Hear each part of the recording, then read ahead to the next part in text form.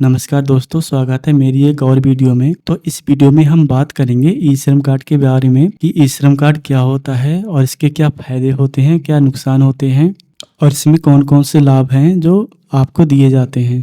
तो आप अगर एक ई श्रम कार्ड धारक हैं, आपका ई श्रम कार्ड पहले से बना हुआ है या फिर आप ई श्रम कार्ड को बनवाने की सोच रहे हैं, इस वीडियो को देखने के बाद आपको काफ़ी मदद मिलेगी ई श्रम कार्ड को समझने में।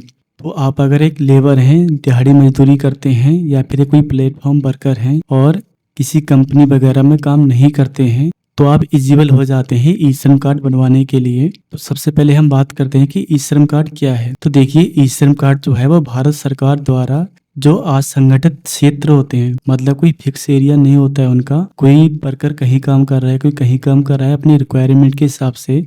मतलब कि कोई अगर कंस्ट्रक्शन का काम कर रहा है, वहाँ पर लेबर का काम कर रहा है, कभी इस शहर में काम करता है, कभी उस शहर में काम करता है। ठेकेदार का जो भी कॉन्ट्रैक्टर रहता है, जिस लोकेशन रहती है उस लोकेशन में अलग अलग जाके काम करते हैं।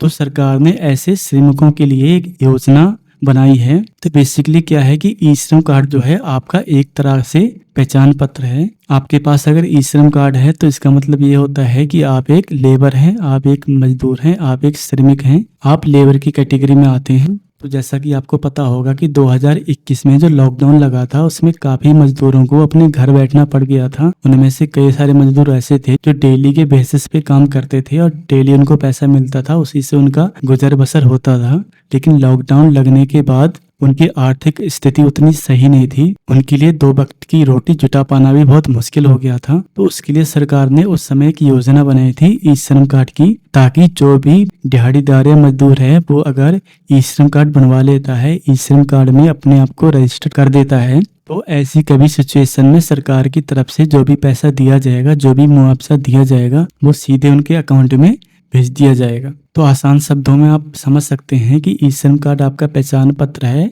और सरकार द्वारा जो श्रमिकों को सुविधाएं दी जाती हैं, चाहे वो आर्थिक सुविधा हो या किसी पेंशन की सुविधा हो या हेल्थ वगैरह की सुविधा हो, वो ई श्रम कार्ड के माध्यम से आप तक पहुंचाई जाती है। अब बात करते हैं कि ई श्रम कार्ड के क्या क्या फायदे हो सकते हैं। तो ई श्रम कार्ड का सबसे बड़ा फायदा तो यही है कि अगर आपके पास ई श्रम कार्ड है तो उसके जरिए आप कई तरह की सुविधाओं का लाभ उठा सकते हैं। आप विभिन्न प्रकार की पेंशन का लाभ उठा सकते हैं, स्वास्थ्य सेवाओं का लाभ उठा सकते हैं।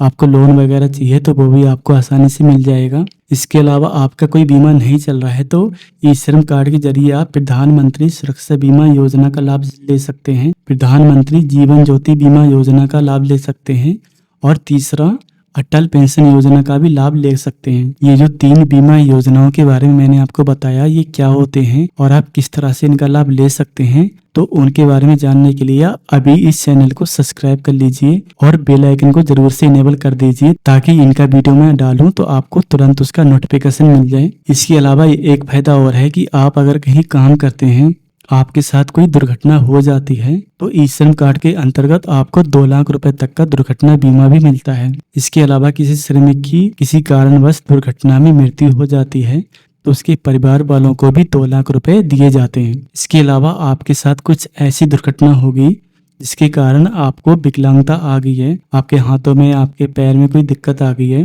तो ऐसी स्थिति में आपको ई श्रम कार्ड के अंतर्गत 1 लाख रुपए की सहायता दी जाती है।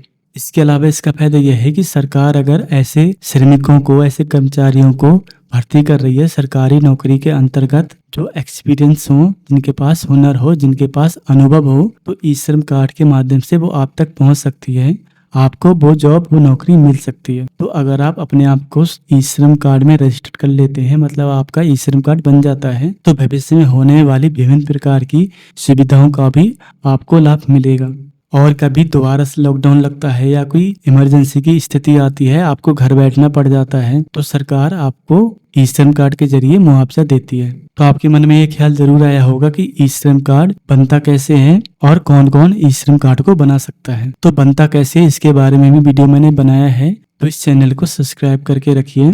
आपको पता चल जाएगा कि ई श्रम कार्ड को किस तरह से बनाया जाता है। आप खुद से ही ई श्रम कार्ड को बना सकते हैं। इसके अलावा आपका ई श्रम कार्ड पहले से बना हुआ है, आपको केवाईसी करानी है, उसके बारे में भी मैंने वीडियो बनाया है। वीडियो के डिस्क्रिप्शन में और एंड स्क्रीन में वीडियो मिल जाएगा कि ई श्रम कार्ड की ई केवाईसी किस तरह से की जाती है। अब बात करते हैं कि ई श्रम कार्ड को कौन कौन बना सकता है, किसको बनाना चाहिए, किसको बनाना नहीं चाहिए। तो सबसे पहले अगर आप लेबर हैं, आप ड्राइविंग करते हैं, आप लेबर करते हैं, कोई भी स्किल से आपके पास छोटा मोटा रोजगार है और आपकी उम्र 16 साल से 59 साल के बीच में है, तो आप ई श्रम कार्ड को आसानी से बना सकते हैं। इसके अलावा आप छोटे मोटे किसान हैं, आप खेती करते हैं, साथ में दिहाड़ी मजदूरी भी करते हैं, या फिर आप घर के काम काज करते हैं, या फिर आप मनरेगा योजना के अंतर्गत काम करते हैं, तब भी आप अपना ई श्रम कार्ड बना सकते हैं। इसके अलावा आप अगर किसी प्राइवेट नौकरी में जॉब करते हैं, आपकी सरकारी नौकरी है, आपका EPFO में अकाउंट है, मतलब आपका PF कटता है, आपकी सैलरी में से PF काटा जाता है, तो ऐसी कंडीशन में आप ई श्रम कार्ड को नहीं बना सकते हैं, क्योंकि EFO के द्वारा भी आपको इस तरह की योजनाओं का लाभ मिलता है। तो अब आप समझ ही गए होंगे कि ई श्रम कार्ड क्या है, इसके फायदे क्या हैं और किनको बनाना चाहिए, किनको बनाना नहीं चाहिए। वीडियो पसंद आया हो तो लाइक करके जाना और साथ ही चैनल को सब्सक्राइब जरूर कर लेना, क्योंकि इसी तरह की मैं वीडियो बनाता रहता हूँ।